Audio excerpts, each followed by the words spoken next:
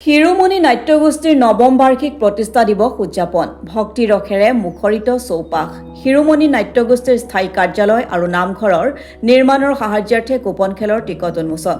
মহাপুৰুষীয় আদৰ্শৰে গুৰুজনাৰ কৃষ্টি সংস্কৃতি চৰ্চা আৰু প্ৰচাৰ প্ৰসাৰৰ উদ্দেশ্যে আগত ৰাখি গঠন হোৱা দেৰগাঁৱৰ অগ্ৰণী সাংস্কৃতিক অনুষ্ঠান অসম চৰকাৰৰ পঞ্জীয়নভুক্ত শিৰোমণি নাট্যগোষ্ঠীয়ে নৱম বৰ্ষ পূৰ্ণ কৰি পদাৰ্পণ কৰিলে দশম বৰ্ষত এই উপলক্ষে ভকতীয়া গাঁও নামঘৰত দিনজোৰা বৰ্ণাঢ্য কাৰ্যসূচীৰে উদযাপন কৰা হয় নৱম বাৰ্ষিক প্ৰতিষ্ঠা দিৱস পুৱা গছপুলি ৰোপণ পতাকা উত্তোলন স্মৃতি তৰ্পণ কাৰ্যসূচী সমাপন কৰাৰ পাছতে অনুষ্ঠিত হয় নাম প্ৰসংগ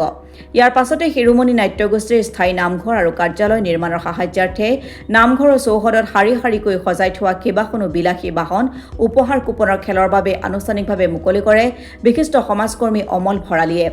দুপৰীয়া অনুষ্ঠিত হোৱা মুকলি সভাত শিৰোমণি নাট্যগোষ্ঠীৰ শিল্পীসকলৰ দ্বাৰা হাতে লিখা আলোচনী অংকুৰণ উন্মোচন কৰে ডক্টৰ দেৱজিৎ বৰুৱাই সংগীত নাটক একাডেমীৰ সদস্য পবিত্ৰ পৰাণ বৰা আপকো কেন্দ্ৰীয় সমিতিৰ সম্পাদক প্ৰণৱ চক্ৰৱৰ্তী জ্যেষ্ঠ সাংবাদিক দীপক শইকীয়া কণ্ঠশিল্পী ৰাতুল ৰাজকে প্ৰমুখ্যে কৰি কেইবাগৰাকীও বিশিষ্ট ব্যক্তি উপস্থিত থকা সভাখনিত সাংবাদিক সাংস্কৃতিক কৰ্মী কুমুদ বৰা আছুৰ উপসভাপতি অভিৱৰ্তন গোস্বামীকে ধৰি কেইবাজনো বিশেষ ব্যক্তিক সম্বৰ্ধনা জনোৱা হয় সমান্তৰালভাৱে অনুষ্ঠানত শিৰোমণি নাট্যগোষ্ঠীৰ শিশু শিল্পীসকলে বৰগীত সত্ৰীয়া নৃত্য দিহানাম জিকিৰ দেহ বিচাৰ গীত ভোৰতাল নৃত্য আদি পৰিৱেশন কৰি ভক্তি ৰেখেৰে মুখৰিত কৰি তোলে নামঘৰৰ চৌপাশ নিশা ভাগলৈ শিৰোমণি নাট্যগোষ্ঠীৰ শিশু শিল্পীসকলৰ দ্বাৰা প্ৰদৰ্শিত হয় মহাপুৰুষীয়া আৰ্হিৰ ভাওনা ভৰত বিদায়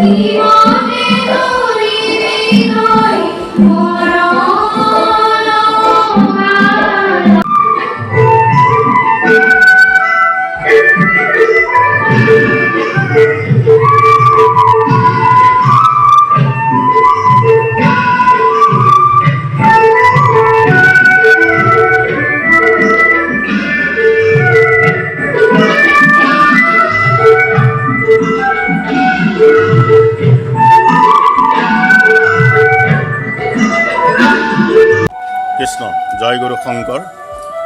দেৰগাঁও এক অগ্ৰণী নাট্যগোষ্ঠী শিৰোমণি নাট্যগোষ্ঠী আজি নৱম গৰাকী দশম বৰ্ষত ভৰি দিলে আজি এই নৱম বৰ্ষৰ প্ৰতিষ্ঠা দিৱস আমি পুৱা গছপুলি ৰোপণ পতাকা উত্তোলন আৰু আমাৰ হাতে লিখা আলোচনী উন্মোচন হৈছে তাৰপিছতে আমাৰ স্থায়ী কাৰ্যালয় নামঘৰৰ বাবে যি আমি উপহাৰ কুপনৰ খেলাম সেই খেলৰ শুভ উন্মোচন হৈছে আজি আৰু অন্যান্য বহু সাংস্কৃতিক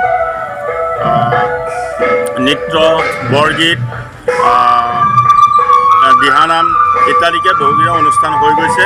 আৰু ৰাতিলৈ আমাৰ এখন মহাপুৰুষীয়া আৰ্হিনাট ভৰত বিদায় সৌৰভজ্যোতি শইকীয়াৰ পৰিচালনাৰে ভৰত বিদায় আমাৰ মনস্থ কৰিব এই নামঘৰতে আৰু শিৰোমণিৰ কাৰ্যসূচী সফল সমাপ্তি ঘটিব। আৰু এই অনুষ্ঠানভাগি পাতিবৰ যাওঁতে ইয়াত অনুষ্ঠিত কৰিব যাওঁতে যি বকতীয়া গাঁৱৰ ৰাইজৰ সহায় সহযোগ, সমগ্ৰ ৰাইজৰ বিশিষ্ট অতিথিসকলৰ সহায় সহযোগ, সদৌ অসম ছাত্ৰ সন্থাৰ উপসভাপতি অভিৱৰ্তন গোস্বামীদেৱ, ব্ৰহ্মপুত্ৰ সমবায় সমিতিৰ সম্পাদক সচিব চাহাবুদ্দিন আহমেদ, আমাৰ সকলো ইয়াত উপস্থিত থাকে। আৰু সমূহ ৰাইজক আজি মঞ্চৰ পৰাই মই শুভেচ্ছা জ্ঞাপন কৰিছোঁ, ধন্যবাদ জ্ঞাপন কৰিছোঁ আৰু সেৱা জনাইছোঁ। ভৱিষ্যতে এই অনুষ্ঠানটো আগবাঢ়ি যোৱাত সকলোৱে যেন আমাক সহায় কৰে। সেই কাৰ্যসূচী আজি আমি আমাৰ যিখিনি গাখীৰ ধন সেইখিনিতো আমি খৰচ কৰিছোঁৱেই, আৰু তাৰ উপৰোক্তভাৱে আমাক যিখিনি অৰ্থৰ প্ৰয়োজন তাৰ বাবে আমি এখন উপহাৰ খেলৰ আয়োজন কৰিম অহা 26 ডিচেম্বৰত। তাৰ আজি টিকটৰ আমি শুভ উদ্বোধন কৰিছোঁ। আৰু সেই ৰাহি অৰ্থৰে আমি কাৰ্যালয় আৰু নামঘৰৰ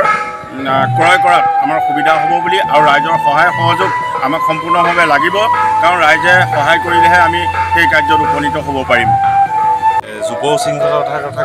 কৈছোঁ, সেইটো সময়তে তাৰ বিপৰীতে আমি দেখিবলৈ পাইছোঁ যে সঞ্জীৱ চাহু ডাঙৰীয়া, সৌৰভজ্যোতি শইকীয়া ডাঙৰীয়া তেওঁলোকৰ নেতৃত্বত এই যি মহাপুৰুষে সংস্কৃতিক আগুৱাই নিয়াৰ যিটো প্ৰয়াস, কণ কণ শিশুসকলক লৈ তেওঁলোকক আমাৰ মহাপুৰুষীয়া যিখিনি সংস্কৃতি আছে সংস্কৃতিৰ লগত সংপৃক্ত কৰা তেওঁলোকৰ যিটো প্ৰয়াস সেয়া খুব ইতিবাচক। আৰু আমি আজি নৱম বৰ্ষপূৰ্তি অনুষ্ঠানত আমাক অতিথি হিচাপে আমন্ত্ৰণ কৰি আনিছে। আমি উপস্থিত হৈ অতিশয় আনন্দিত হৈছোঁ। নিশালৈ ভাগে ভাওনা আছে, দোহাৰ পৰিচালনাৰ পৰা আদি কৰি সম্পূৰ্ণ দল লৈ কণ কণ ছাত্ৰ ছাত্ৰীৰ দ্বাৰা গঢ় লৈ উঠিছে। আমি শিৰোমণি নাট্যগোষ্ঠীক উজ্জ্বল ভৱিষ্যত কামনা কৰিছোঁ। অসমৰ প্ৰত্যেকটো প্ৰান্তত শিৰোমণি নাট্যগোষ্ঠীৰ দৰে ইতিবাচক সাংস্কৃতিক দল গঢ় লৈ থকাই কামনা কৰিছোঁ।